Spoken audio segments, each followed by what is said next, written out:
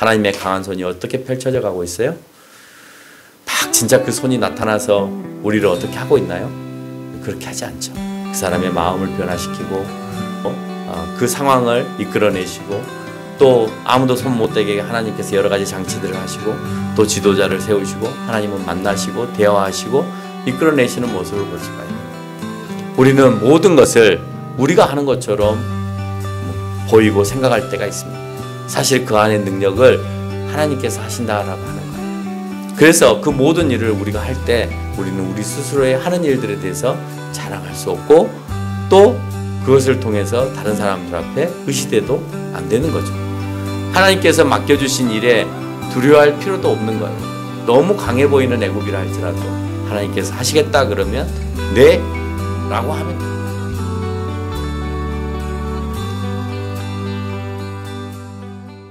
과거에 우리 어렸을 때 만화 영화를 보면 로버트 태권브이가 있습니다. 로버트 태권브이의 주제곡이 무쇠팔 무쇠다리, 그래서 아주 힘이 센 로봇이다라고 하는 것을 표현했던 것 같습니다. 근데 그 만화 영화를 쭉 보고 나면 악당 로봇이 꼭 등장을 하죠. 그 로버트 태권브이와 맞서는 악당 로봇이 등장합니다. 근데 로버트 태권브이가 늘 이기는 건 아니에요. 싸우다 보면 로버트 태권브이 다리도 하나 부러지기도 하고 팔도 하나 파괴되기도 하고 그렇습니다.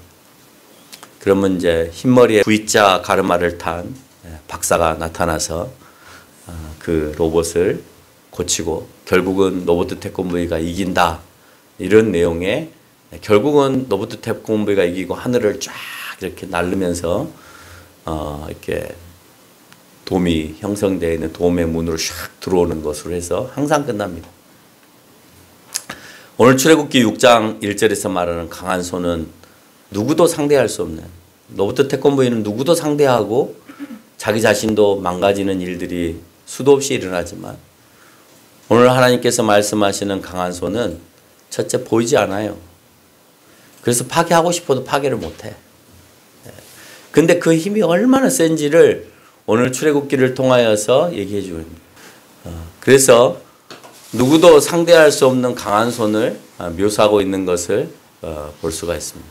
하나님은 우리가 봤을 때 손을 가지고 계시지 않은데 그 능력의 손으로 우리에게 어떻게 펼치시는가를 보면서 하나님의 손은 보이지 않지만 이런 엄청난 힘을 가지고 있구나라는 것을 우리가 알 수 있어요. 여기서 말하는 강한 손이라고 할 때에 막 물리적인 손을 통하여서 뭔가를 깨트리고 만지고 부수고 하는 것으로만 보여지는데 하나님은 굳이 그렇게 하지 않아도 인간들이 생각할 때 인간의 육체 가운데 강하다라고 하는 것은 항상 손으로 묘사가 되거든요. 그 손 가운데서도 오른손의 힘이 그 셈의 느낌을 보여주는 거예요. 그래서 오늘 그 오른손에 강한 손을 붙드셔서 시편에 보면 그 오른손이라는 내용이 굉장히 많이 등장을 합니다. 그런데 보이지 않는 그 손을 강하게 묘사하기 위해서 오늘 우리에게 강한 손으로 붙드신다라고 하고 계시고, 오늘 바로에게 내가 강한 손으로 말미암아 너희들을 보내리라 라고 설명을 합니다. 그러나 하나님은 어느 때든지 그 손을 보여주지 않으세요. 그런데 이상하게 그 가운데 그 엄청난 손들이 작용이 되어서 하나님께서 계획하고 약속하신 일들을 이뤄가는 것을 보면 깜짝 놀라는 거죠. 그러면 그때의 강한 하나님의 손은 그때에만 적용하시고 현대 지금에 와서는 그 강한 손이 적용되지 않느냐? 적용되지 않으면 여러분 믿으실 필요 없죠. 이 귀한 시간에 친척집에 가족들하고 아니면 피곤이 덜 풀리신 분들은 충분한 휴식을 취하시는 것이 낫지 여기에 오셔야 될 이유가 전혀 없는 것이죠. 또는 예배를 드려야 될 이유가 전혀 없다는 겁니다. 오늘 출애굽기 7장까지를 함께 볼 건데요. 여호와의 강한 손은 어떻게 나타나고 있는가를 살펴볼 겁니다. 출애굽기 1장 5절에 뭐로 시작을 하고 있느냐? 70명의 야곱의 식솔들의 이름들로 등장합니다. 항상 족보로 시작되어진 창세기의 내용들을 통해서 볼 때 출애굽기도 족보를 통해서 먼저 설명을 하고 가요. 너희가 애굽에 들어갈 때 몇 명이었느냐? 세어보아라. 70명이었다. 근데 7절에 2절을 지나서 7절을 보면 뭐라고 얘기하거든요? 생육하고 불어나 번성하고 매우 강하여서 온 땅에 가득하였다라고 하니 이 온 땅이 아메리카에도 남미에도 아시아에도 동남아시아에도 중국에도 인도에도 그렇게 온 땅에 가득했다는 소리가 아니라 애굽 땅 안에 가득하였다라는 말이에요.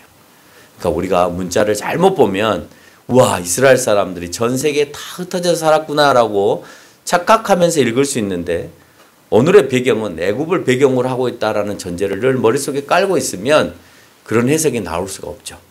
단어적으로 온 땅이다 하니까 그 온 땅을 전체로 해석을 해서 문자적으로 잘못 해석하는 경우들이 있다는 겁니다. 9절과 10절에서 이스라엘 자손이 많고 강함을 느낄 정도로 더 많아져서 애굽 사람들이 이스라엘 자손들이 너무 많고 그리고 강하기까지 해.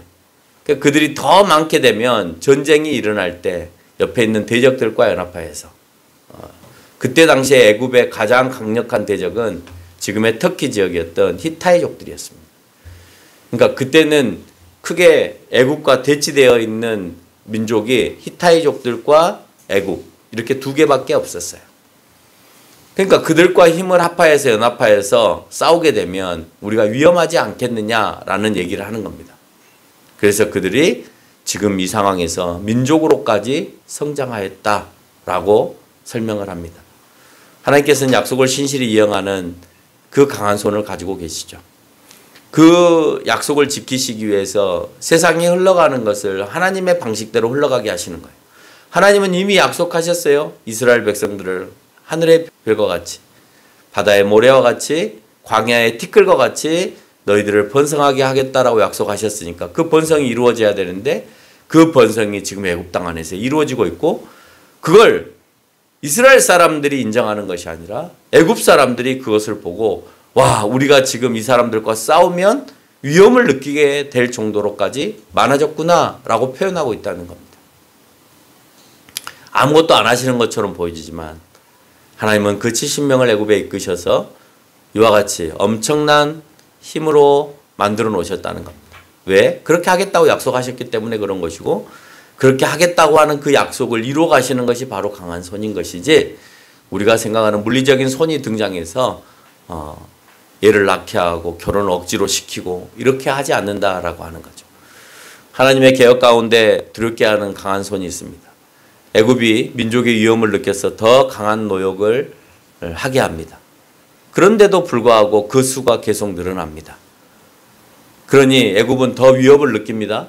아니 노역을 더 많이 시키는데도 불구하고 이 사람들이 더 많은 아이들을 생산해서 그 수가 계속 늘어나요. 안 되겠다. 인간이 머리를 씁니다. 인간이 이제 손을 펼칩니다. 이 수를 저지해야 되겠다. 그래서 시프와 부하라라고 하는 산파를 통하여서 이스라엘의 아이들이 출산을 할 때 여자아이들은 애굽 사람들 힘이 없으니까 전쟁에 능하지 않으니까 살려두고 전쟁에 능하고 힘을 쓸 수 있는 남자아이들만 다 죽여라 그럽니다. 태어날 때 탯줄을 잘못 잘라서 죽게 하는 것이죠. 근데 재밌는 것은 이 가운데 하나님의 강한 손이 펼쳐집니다.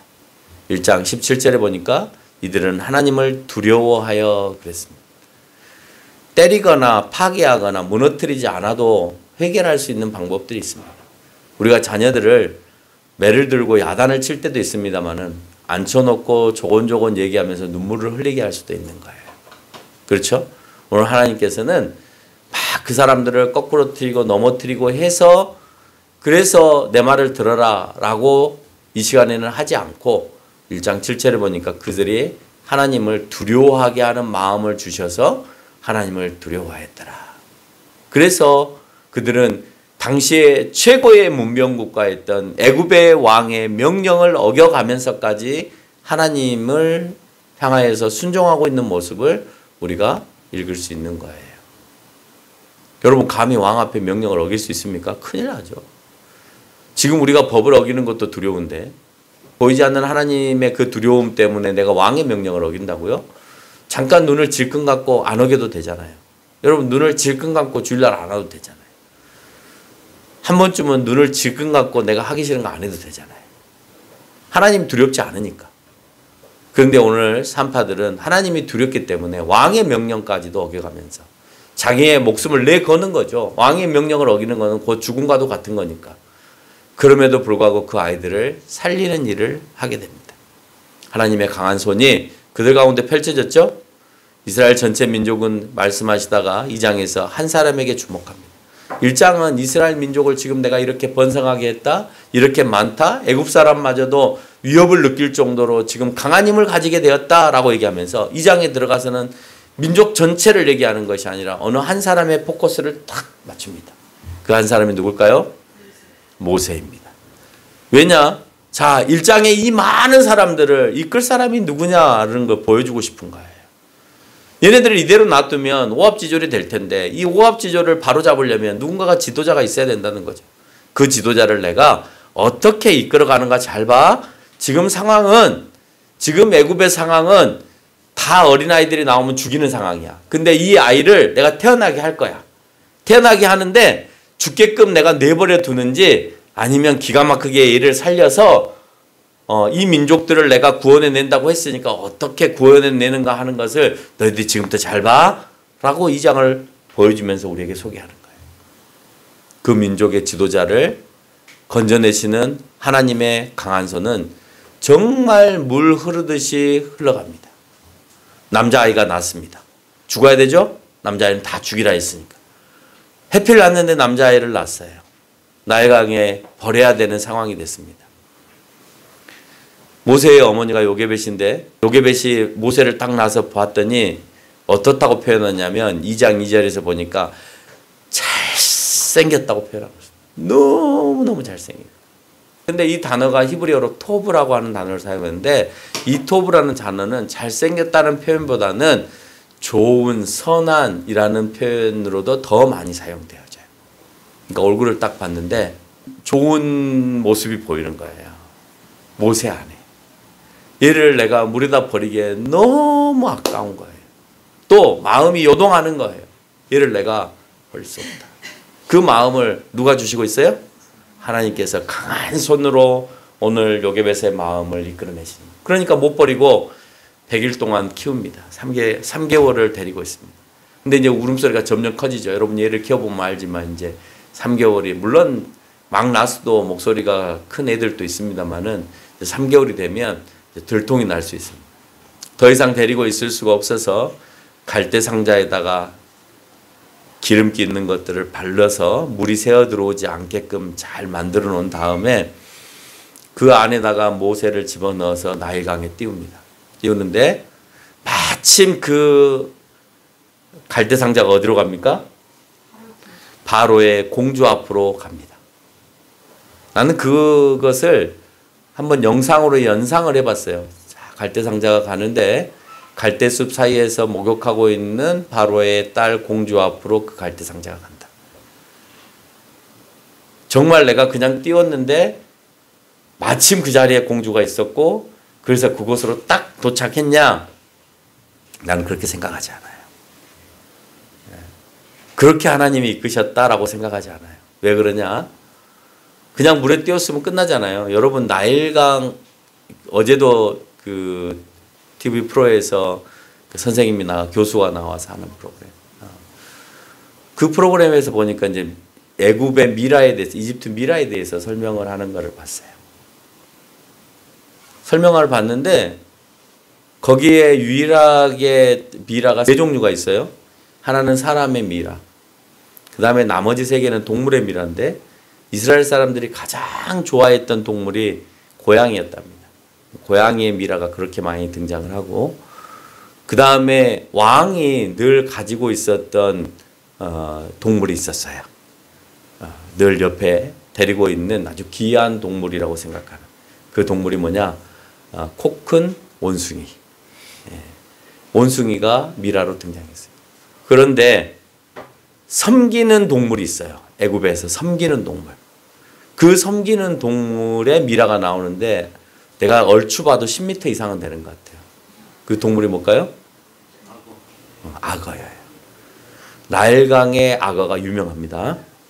그 갈대 상자를 띄우는 순간 당시에는 악어가 버글버글 했겠죠. 지금은 뭐 환경오염이다 뭐다 해서 악어들도 살아남기가 어려운 시대가 돼버렸습니다만은 과거에는 악어들이 많았죠. 10m나 되는 악어, 뭐 나일강의 악어들은 유명하니까 덥석 먹을 수 있죠. 그런데도 불구하고 오늘 거기다 띄웠습니다. 근데 제가 그게 우연히 지네 엄마가 띄웠는데 바로의 공주 앞으로 갔다라고 생각이 들지 않는 것이, 그걸 딱 띄우자마자 누가 그 갈대 상자를 따라가요? 자기의 누이인 미리암이 열심히 그 갈대 상자를 따라갑니다. 따라가는데 뭘 보고 따라가냐? 갈대 상자를 쭉 따라가니까 저게 공주 목욕을 하고 있거든요. 그 말은 공주가 자주 출연하는 곳이에요. 이해가 되세요? 공주가 자주 출연하는 곳에 공주가 마침 거기 있으니까 거기다 띄워놓은 거예요. 공주가 그 갈대 상자를 짓기만을 미리암이 딱 보고 있는 거죠. 그래서 거기에 있는 시녀들이 이게 갈대 상자를 딱 열어보니까 이제 애기가 너무 잘생겼잖아요. 왜 잘생기게 만들었겠어요? 모성애를 자극시키는 거예요. 딱 봤는데 너무 예뻐요. 버릴 수 있어요? 모성애는요, 너무 잘생기고 예쁘면 못 버려요. 아무리 남의 새끼여도. 너무 예쁜 거예요. 왜 성경은 2장 2절에서 모세가 태어나자마자 다른 얘기는 아무것도 안 하고 잘생겼더라라는 말을 했겠어요? 여자의 마음을 사는 거죠. 네? 남자아이인데 너무 잘생긴 거예요. 그래서 그 시녀도 반한 거예요. 그래서 만약에 그냥 뭐 어설프게 생기거나 울었으면 그 죽어서 떠다니는 아이들 너무 많을 거 아니에요. 그 갈대 상자에 버리는 일들도 수도 없이 많을. 그냥 누가 물에다가 집어 던지겠어요. 다 며칠이라도 더 살라고 갈대 상자에 띄워서 보내겠지. 그러니까 그런 일들이 행행했다는 거예요. 그 중에 하나가 오늘 모세의 가족인 것이고, 그러다가 그 갈대 상자를 공주에게 갖다 준대. 공주도 보고 반하는 거죠. 아인데 반해. 너무 잘생겼어. 너무 눈방울이 선하게 생겼어. 그러니까 공주가 그 아이를 딱 보듬었는데 미리암이 그 찬스를 놓치지 않는 거죠. 왜? 그 찬스를 잡기 위해서 그쪽에 살짝 밀어놓은 거예요. 근데 그걸 딱 잡았습니다. 혹시 젖먹이 유모가 필요하지 않으십니까? 다 계획적인 거잖아요. 그런 마음들을 하나님께서 그 손을 통하여서 이끌어내시는 거예요. 공주를 통하여서 모세를 건지게 하시고 그녀에게 하나님의 강한 손으로 어떤 마음을 주시냐? 2장 1절에 보니까 너무 잘생겼는데 불쌍히 여기는 마음을 주셨다 그랬어요. 하나님은 특별히 막 손으로 건져내! 걔를 살려! 이렇게 안 하셔도 돼요. 마음을 움직이시는, 불쌍하게 하는 마음을, 멋지게 생긴 마음을, 반하게 하는 마음을 막 주셔서 그렇게 움직이게 하는 거예요. 모세가 성장할 때까지 요게벳은 궁전에서 자기가 버려야 될 그 자식을 궁전에서 화로운 생활을 하면서 유모로서 자기 아들을 품에 안고 자기의 젖을 먹여가면서 키우는 거예요. 키울 때 뭐라고 모세에게 교육을 할까요? 너는 히브리인이야. 너는 하나님께서 귀하게 쓰실 자녀야. 우리 민족은 애굽에서 종살이를 하고 있지만 나중에 가나안 땅으로 가야 될 민족이야 하고 가르쳤겠죠. 왜냐? 또 한 가지를 소개하는데 요게벳의 가족이 레이지파였더라. 레이지파가 뭐 하는 사람이에요? 제사를 지내는 제사장의 지파들이잖아요. 하나님을 가장 가까이에서 가장 아름답게 예배드리기 위해서 섬겼던 지파가 레이지파인데 그 레이지파의 가문이 요게벳이었다는 거예요. 늘 하나님을 얘기하고 아브라함과 약속했던, 이삭의 할아버지와 약속했던, 야곱의 하나님과 약속했던 것들을 막 들려주면서 성장을 시키는 거예요. 모세는 앞으로 무엇을 이끌어가야 될 지도자예요? 이스라엘 민족을 이끌어가야 될 지도자예요. 그러니까 그 지도자의 훈련을 받아야 되기 때문에 하나님은 애굽의 왕자로서 그 영향을, 그 능력을 교육받기 위해서 애굽으로 보내진 거예요. 기가 막히죠? 하나님이 어떻게 강한 손으로 모세를 이끌어내는가 기가 막히잖아요. 그 민족을 이끌어내기 위해서 하나님 지금 무슨 작업을 하고 계십니까? 뚝딱 괜찮은 왕을 하나 딱 세워가지고 이스라엘 민족 이끌어! 이게 아니라 처음부터 끝까지 하나님은 계획 가운데서 시간이 걸리더라도 하고 계시는 거예요. 근데 우리는 그 시간을 못 참는 거예요. 우리가 하나님 앞에 잘 살고 싶고 뭔가를 하고 싶을 때 지금 당장 뚝딱 뭐가 막 이루어지기를 바라는데 하나님의 시간은 아주 체계적으로 계획적으로 천천히 그게 합당 타당하고 논리적으로 계속해서 가고 있다라고 하는 겁니다. 애굽에서 지도자의 교육을 받았습니다. 그것뿐만 아니라 히브리인의 지도자로서 양육도 받는 거예요. 모세는 성장해 갔습니다. 히브리 사람들이 궁금해요. 어떻게 지내고 있는지. 내가 어머니한테 얘기를 들으니 히브리 사람들이 이 애굽 땅에서 종살이를 한다는데 도대체 어떻게 살아가고 있는지가 궁금합니다. 그래서 2장 11절에서 그 궁금한 형제들을 보러 나갑니다. 그런데 그 애굽 사람들에게 히브리 사람들이 막 치여서 채찍 맞고 막 노동의 강도가 높아져서 막 힘들게 막 일을 하는 거예요. 그 때리는 모습을 보고 모세가 참지를 못합니다. 그래서 그를 죽이고 맙니다. 그 말은 힘이 아주 센 사람인 거죠. 강한 왕자로 만들어 놓은 겁니다. 그를 죽여서 땅에 묻어서 그냥 머릿속에다 묻어버립니다. 애굽의 왕자였지만 어머니 요게베스로부터 히브리 사람의 교육을 분명히 받았다라는 것을 보여주는 거예요. 자신은 사람을 죽이고 조용히 묻었습니다. 그래서 아무도 모를 거라고 생각했습니다. 모든 사람들이 이 사실을 알고 있다는 사실을 알고 난 다음부터 그는 안 되겠다. 내가 이제 히브리 사람인 것을 그들도 알게 되었고, 그러면 이제 애굽의 바로가 내가 히브리 사람이고 또 내가 애굽 사람을 죽였으니 종의 민족이 주인의 민족을 죽였으니 이거는 쿠데타인 거죠. 그러니까 조선 사람이 과거에 일본 사람을 죽인 것과 같은 거예요. 그러면 이거 용서가 안 되는 거예요. 일본 사람이 조선 사람을 죽이는 거는 그건 괜찮아. 종이니까.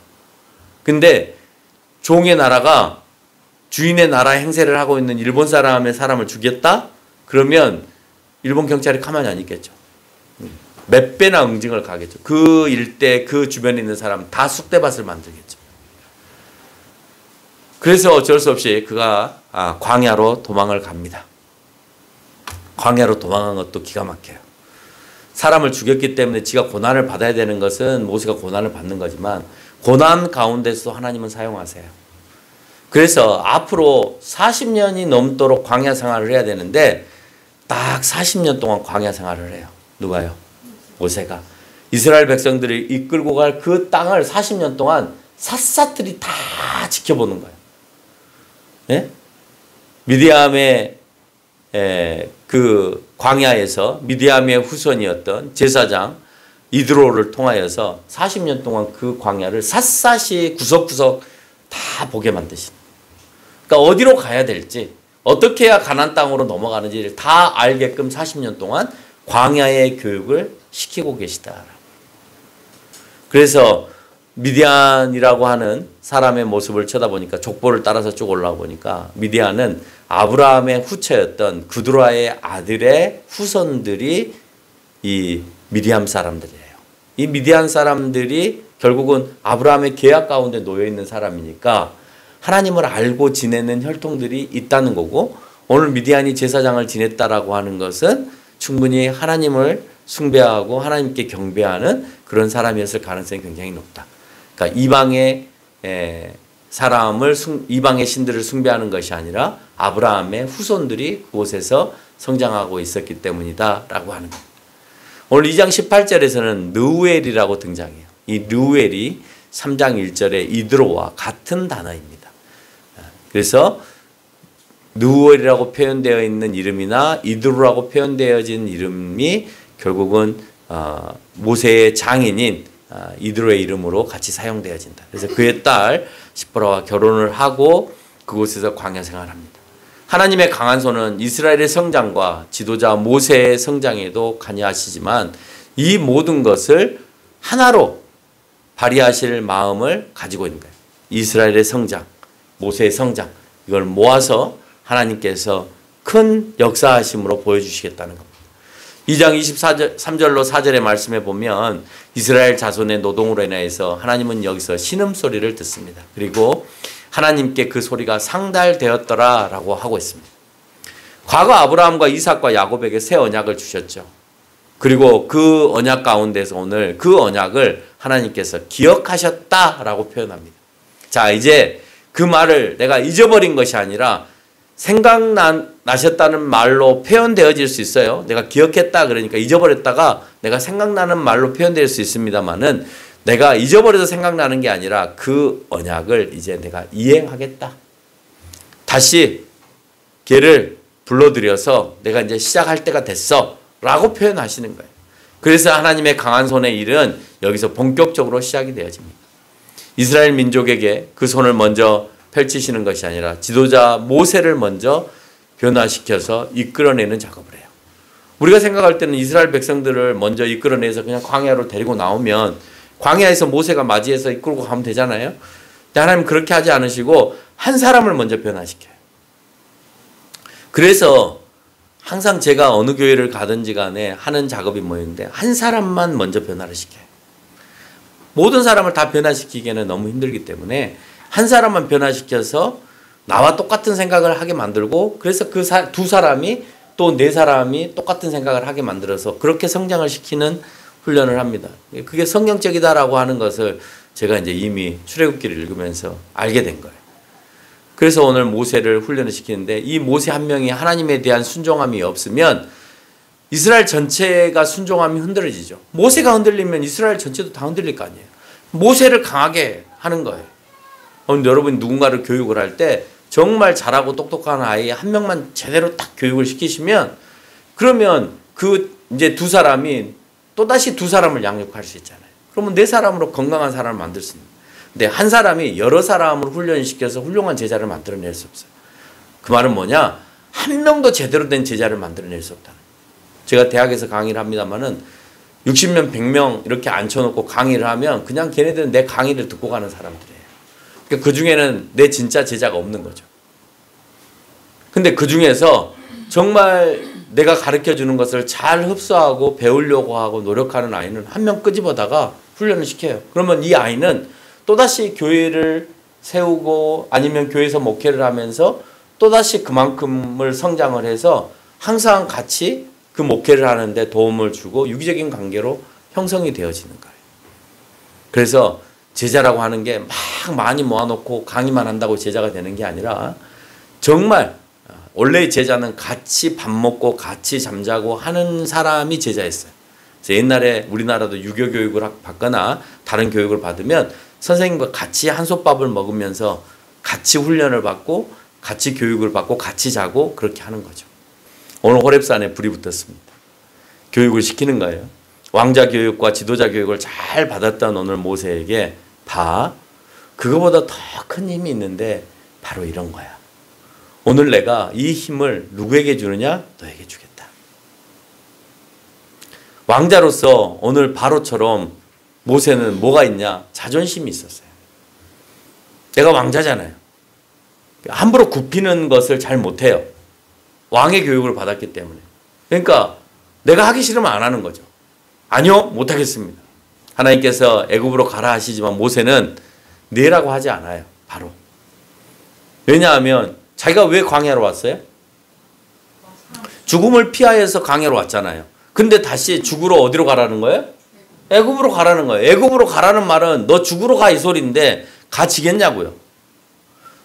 죽이겠다고 하는 모세가 죽임을 피하여서 지금 광야로 나와 있는데 오늘 하나님께서 너 애굽에 들어가서 그것도 누구한테 찾아가래요? 자기의 목숨을 쥐고 있는 바로 앞으로 가라는 거예요. 가서 나를 살려주세요가 아니라 내 민족까지 다 데리고 갈 테니까 그리 아세요 하고 데려가라는 거예요. 지금 뭐 하라는 거예요? 가서? 자살하라는 거예요. 애굽 땅에 가서 너 죽어라 이 소리잖아요. 모세의 귀에는 그거밖에 안 들리는 거예요. 그렇겠어요? 안 그렇겠어요? 자기를 살려주세요 정도가 아니라 지금 자기 땅에서 종살이를 하고 허들의 일을 하고 있는 자기 민족도 다 데리고 나가겠다는 거예요. 이거 오케이, 다 데리고 나가라. 그러겠어요? 안 하죠. 안 하죠. 그 두려워서 미디안으로 나갔던 모세. 3장 11절에 보니까 내가 누구인데 바로에게 가서 이스라엘 자손을 애굽에서 인도합니까? 내가 누군데? 이제는 저는 애굽의 왕자도 아니고 이제는 히브리 사람의 한 명으로 살인을 하고 도망다니는 살인자입니다. 근데 내가 어떻게 애굽에 가서 이스라엘 백성들을 인도합니까? 여기에서 하나님의 강한 손이라는 대답을 합니다. 오늘 본문에서 얘기하고 3장 12절에서 하나님께서 너와 함께 있겠다 하시는 거예요. 강한 손의 대답, 함께 계심이 바로 하나님의 강한 손이에요. 계속되어지는 모세의 질문과 핑계 가운데 하나님께서는 스스로를 증명하세요. 3장 19절에서 모세에게 이렇게 말합니다. 내가 강한 손으로 치기 전까지 애굽의 왕이 너를 가도록 허락하지 않을 거다. 절대 너를 못 가게 할 거다. 그러면 그 안에는 뭐가 있을 거예요? 너희들 가운데 고통이 따를 거라는 거예요. 안 보낼 거니까. 왜 그들에게 가도록 내가 허락을 하겠냐? 4장 21절에 보니까 바로의 마음을 완악하게 하기 때문에, 다른 말로 표현하면 고집불통으로 만들어서 못 가게 할 것이다 라는 거예요. 그렇기 때문에 너희가 쉽지 않을 거라는 겁니다. 그렇게 끝까지 버티게끔 지가 오늘 내가 안 보낼 거야, 안 보낼 거야 하는 거를 하나님께서 그 마음을 주셨다가 아니라 그렇게 부리는 마음을 내버려 뒀다는 거예요. 그래 네 고집 부려? 내버려 두는 거야. 계속 고집 부리게. 그래서 완악하게 하셨다라는 말이 하나님이 완악이라는 마음을 집어넣어서 너 나쁜 마음을 품어가 아니라 그 바로가 가지고 있는 그 완악한 마음을 마음껏 쓰도록 내버려 두신 거예요. 왜? 그래야 야단과 심판을 정확하게 할 수 있잖아요. 모세 너가 애국과 바로 앞에 가는 것처럼 보여지지만 결국 누가 가는 거예요? 여호와께서 먼저 가셔서 애국과 바로를 치겠다라고 하시는 겁니다. 4장에서 하나님의 강한 손은 모세에게도 이양되어서 지팡이와 나병과 나일강의 이적들을 통해서 그의 피로 변하는 사건의 이적들을 통해서 자 봐, 네가 모세 너가 바로 앞에 가지만 내가 너에게 능력을 부여하고 너와 함께 간다는 것을 지금 이 지팡이가 뱀이 되게 하고 네 손이 나병에 걸리게 해서 다시 치유가 되어지고 나일강에 물을 떠서 나일강에 부었더니 피가 되어지고 하는 것을 통해서 너에게는 이런 능력을 이제는 갖게 되게 할 거야. 그러니까 걱정하지 말고 가. 이 정도의 능력이면 네가 군사를 거느리고 가는 것보다도 훨씬 큰 능력을 가지고 가는 거야. 그리고 4장 17절에서 이 지팡이를 손에 잡고 이것으로 이적을 행하라 라고 선포를 하십니다. 이 지팡이로 이적을 행하라. 그 백성이 행해야 되는 것은 애굽에서 3일 길을 떠나서 호렙산에서 예배드리게 하는 거. 하나님이 거기 가서 예배드리라라는 거예요. 5장 1절에서 광야에서 하나님 앞에 절기를 지켜라라는 거예요. 예배도 드리고 너희를 나오게 하는 이 날들을 기억해서 예배를 드리게 하는 겁니다. 이스라엘 모든 백성을 그렇게 하게 하시는 강한 손을 펼치시겠다는 거예요. 그래서 아론이 이스라엘 백성들을 향하여서 여호와께서 이스라엘 자손들을 찾으신다고 할 때 4장 31절에서 그들이 머리를 숙여 경배하였다 그랬습니다. 모세가 말을 못하잖아요. 아론 데리고 가라. 아론이 이스라엘 백성들 앞에 탁 지도자들 앞에 서서 야 하나님께서 너희들을 찾으신다. 가자. 그러니까 이스라엘 백성들이 그 아론과 모세 앞에 머리를 숙여서 하나님 앞에 경배하였다라는 따라가겠습니다 라는 선포가 이루어진 거죠. 모세와 아론은 하나님의 강한 손을 의지하면서 5장 1절과 3절 바로를 찾아갑니다. 그리고 당당하게 얘기합니다. 내 백성 내놔라. 내놔라. 왜 내놔야 되느냐? 하나님이 우리를 향하여 절기를 지키기. 미친놈 아니야? 너희가 지금 우리 땅에서 종살이를 해야지 너희 하나님을 지키기 위해서 이 백성들을 다 데리고 나가게 한다고? 그것도 사흘길이나 가서 제사를 지내게 한다고? 말도 안 되는 소리를 하네. 그러니까 모세가 하는 소리가 5장 3절에서 너가 만약에 안 하면 너희들 가운데 전염병과 칼로 칠 것이다 라고 설명을 합니다. 말이 안 되죠. 바로가 이제 바로는 이 소리를 들으면 어떻게 해야 돼요? 계속 완악해져야 되죠. 계속 그 소리를 들으니까 화가 계속 나야 되는 거예요. 계속 화가 나게끔 하나님 내버려 두시는 거예요. 하나님이 쓰시는 사람은 그렇게 하지 않게끔 마음을 돌려서 불쌍한 마음도 주고 사랑하는 마음도 주고 하나님께로 돌아가는 마음도 주고 경배하는 마음도 주시지만 그렇게 하지 않은 사람에게 하나님을 대적하는 얘기는 지가 악을 계속 사용하게끔 내버려 두세요. 완악하게 내버려 두세요. 그래야 네가 왜 판결을 받는지를 정확하게 아는 거예요. 그러나 하나님은 기회를 주세요. 내보내라, 내보내라, 내보내라.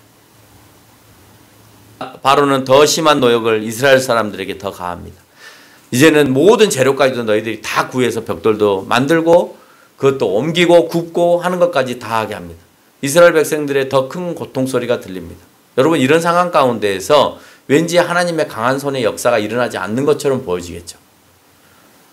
우리를 내보낸다고 하셨고 그 강한 손을 통하여서 오늘 모세를 통하여서 이제는 우리가 가야 될 가나안 땅으로 가는 그 길의 여정으로 만들어 놓으실 텐데 그렇게 하지 않고 대로 못 가게 하고 바로가 더 힘든 노역을 하게 함으로 인해서 뭐지?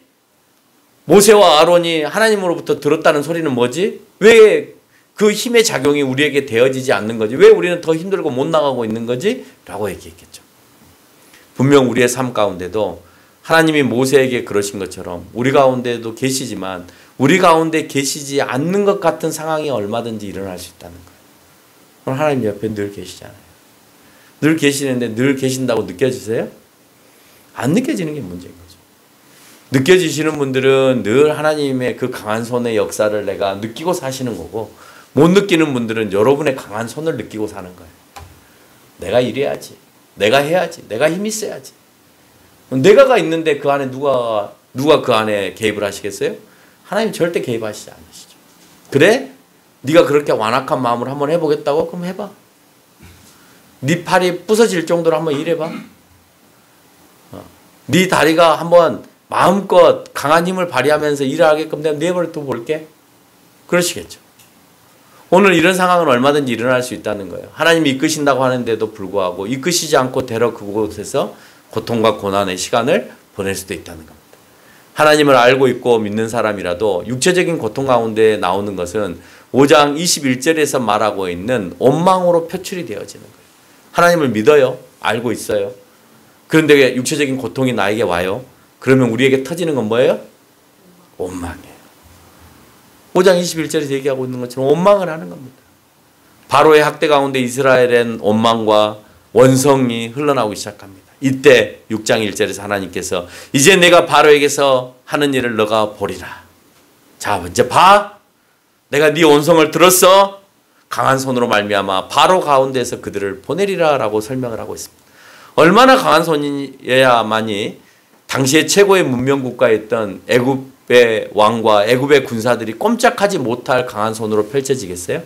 당시에 최고의 문명 국가, 이집트 문명. 모세가 살았던 그 시대의 파라오가 가장 강력한 왕이었답니다. 마침 어제 그 얘기를 해주는 거예요. 이 설교 준비를 하고 있는데 마침 TV에서 이집트의 미라를 설명하면서 여러분이 다 알고 있는 성경 시대의 그 모세 때의 그 파라오를 설명하겠습니다 라고 하는 거예요. 얼마나 강한 왕이었냐.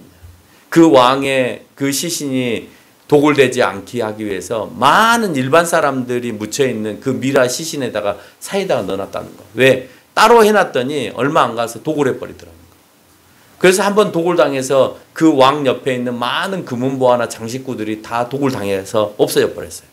그러니까 신하들이 보고 안 되겠다 싶어서 다시 치장을 해서 그 관을 일반적인 관으로 만들어가지고 일반인들 관 속에다가 집어넣는 거예요. 그래서 그 파라오가 아직까지 존재한 거고, 그 파라오가 존재해서 역사 속에서 이런 파라오가 있었다라고 하는 것이 얘기로만 전승되어져서 오고 성경 속에서 얘기가 되는데 성경은 못 믿겠고 얘기 속으로 이집트의 역사 속에서 이야기로만 전래되는데 뭔가 증거물이 없으니까 모르고 있다가 그게 1889년인가에 발견이 되면서 완전히 세상이 뒤집어졌다. 그 파라오가 호출이 돼서 등장하게 된 거예요. 그래서 성경이 말하는 모세 이야기도 인정하게 되어지는 거고, 그걸 꼭 발견이 돼야 인정합니까? 세상 사람들 참 바보 같아요. 성경이 지금 당장 쓰여진 것도 아니고 과거에부터 쓰여져서 쭉 내려오고 온 것을 지금에 와서 그걸 못 믿는다는 것도 웃긴 얘기잖아요. 그렇죠? 근데 그 대문명의 국가, 주변의 모든 나라를 호령했던 그 국가를 오늘 이스라엘이 종살이를 하고 있는 사람 몇몇 사람으로 인해서 오늘 이끌어내겠다는 거예요. 이스라엘 백성은 원망하고 모세는 계속해서 핑계합니다. 6장 12절에서 이스라엘 백성도 내 말을 듣지 않는데 바로가 내 말을 듣겠냐라고 오늘 모세는 얘기해요. 난 그들을 설득할 능력이 없다. 그러니 뭐라고요? 하나님이 걱정 마라. 네 입 대신에 내가 아론을 너에게 줄게. 결국은 7장 4절에서 내가 직접 가서 내 강한 손을 펼쳐서 그들을 심판할 거니까 너는 나를 믿고 따라와서 네 지팡이를 통하여서 이적만 보여주면 돼 라고 오늘 설명하는 겁니다. 하나님의 강한 손이 어떻게 펼쳐져 가고 있어요? 막 진짜 그 손이 나타나서 우리를 어떻게 하고 있나요? 그렇게 하지 않죠. 그 사람의 마음을 변화시키고 또 그 상황을 이끌어내시고 또 아무도 손 못 대게 하나님께서 여러 가지 장치들을 하시고 또 지도자를 세우시고 하나님은 만나시고 대화하시고 이끌어내시는 모습을 볼 수가 있는 거예요. 결론을 맺겠습니다. 우리는 모든 것을 우리가 하는 것처럼 보이고 생각할 때가 있습니다. 사실 그 안의 능력을 하나님께서 하신다라고 하는 거예요. 그래서 그 모든 일을 우리가 할 때 우리는 우리 스스로의 하는 일들에 대해서 자랑할 수 없고 또 그것을 통해서 다른 사람들 앞에 의시돼도 안 되는 거죠. 하나님께서 맡겨주신 일에 두려워할 필요도 없는 거예요. 너무 강해 보이는 애굽이라 할지라도 하나님께서 하시겠다 그러면 네 라고 하면 되는 겁니다. 원망과 불평 우리 가운데 시도 때도 없이 일어날 수 있지만 그렇지 않다는 거죠. 분명 어떤 일이든지 원망스러운 일은 일어날 수 있고 핑계하고 싶고 그 일을 멀리하고 싶은 일들은 얼마든지 일어날 수 있습니다. 그렇다 하더라도 신실하게 약속하시고 지키시는 하나님, 여러분과도 분명히 그 약속을 하셨을 것이고 그 약속 가운데에서 하나님의 그 강한 손을 통하여서 모세를 이끄시는 것처럼 여러분도 하나님과 하신 그 약속을 통하여서 하나님께서 여러분도 강한 손으로 이끌어내실 줄 믿고 살아가는 저와 여러분이 되시기를 바랍니다.